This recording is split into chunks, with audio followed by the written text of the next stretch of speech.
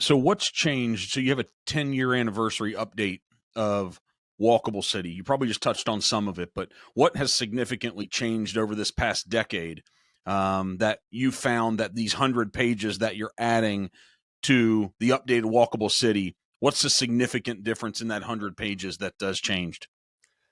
Well, I think there was a lot to say about COVID, and we can discuss COVID and what it meant. There were a number of, it was an anti-urban phenomenon. people people decamped to the suburbs and to the countryside. There were a number of myths around COVID that I think need busting, and I'll say them quickly. We can always return to them. The first was that you were safer in the countryside than you were in the city, or safer in the suburbs than you were in the city. That turned out to be false.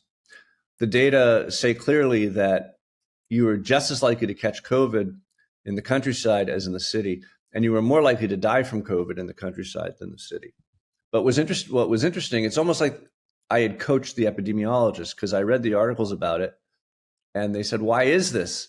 And I thought it must be wealth disparities or better hospitals or something like that. It turned out that what it was people in the country and the suburbs were out of shape.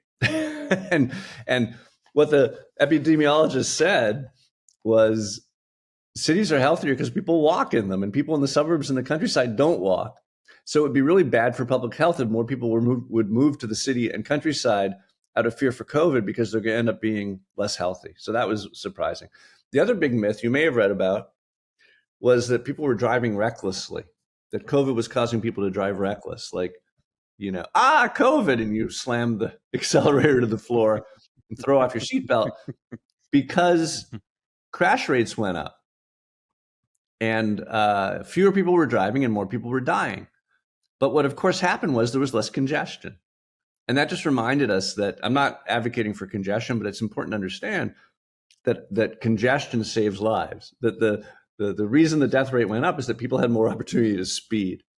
And the principal reason I bring that up is that almost every highway expansion that I've ever worked on is the DOT tries to sell it in terms of reducing crashes, because they're going to reduce congestion and therefore reduce crashes. Well, in fact, they don't reduce congestion. We all know when you add another lane, it just fills up. That's a whole other conversation. But you can't sell a highway widening on reducing injuries and deaths, because we see what happened with COVID when we reduce congestion. I talk a lot about housing. One thing that's changed in, 10 years ago, or really 12, 15 years ago when I started writing the initial book, every apartment or condo that you built in a downtown center, even in a city like Davenport, Iowa, where my wife is from, a small town city, would rent up or sell immediately. Like you could not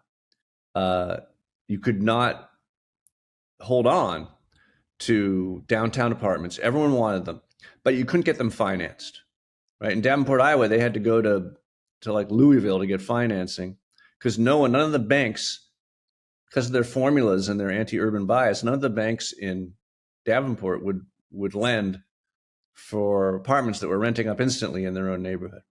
What's changed now is you can get the loans anywhere, but you can't get the permits, right? What we've found is that the real impediment to housing production, and the reason that we have a housing crisis in this country, is because of the combination of the single family zoning blanketing so much of the landscape, and NIMBYism, even in urban areas, that make it very hard to add density and apartments anywhere where people already are. So that's a crisis that really needs to be addressed. And there's, of course, some very interesting things happening. My colleagues and I single-handedly, I would say, popularized the concept of the granny flat many years ago. And we've been working on it for many years. And we saw, very few granny flats or accessory dwelling units, ADUs, being built.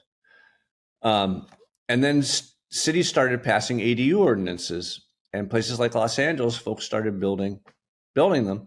And then in California, I don't think anywhere else yet, the state abolished all the local ADU ordinances and said, no, they're too restrictive. We need one statewide ordinance that's more, lax, so that we can get these things built.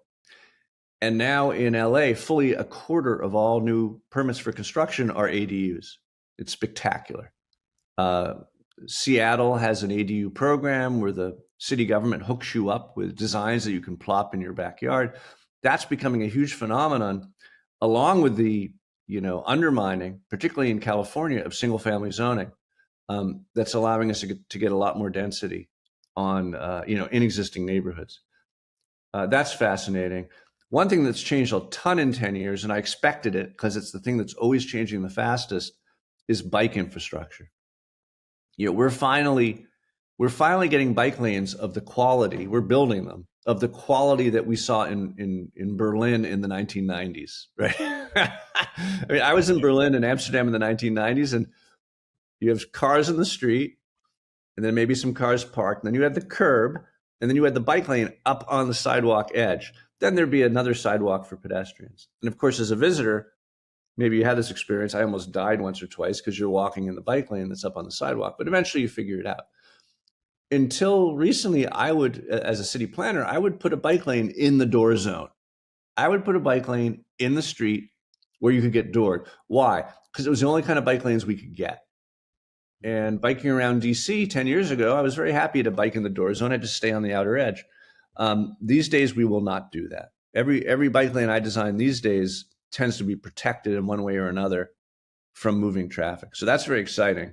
And if you live where I live and you look around in Cambridge, Mass, and Somerville, Mass, and Boston now, and Newton in a project I'm doing, Massachusetts, we're building the bike lanes up on the sidewalk edge out of the street. So that's really cool.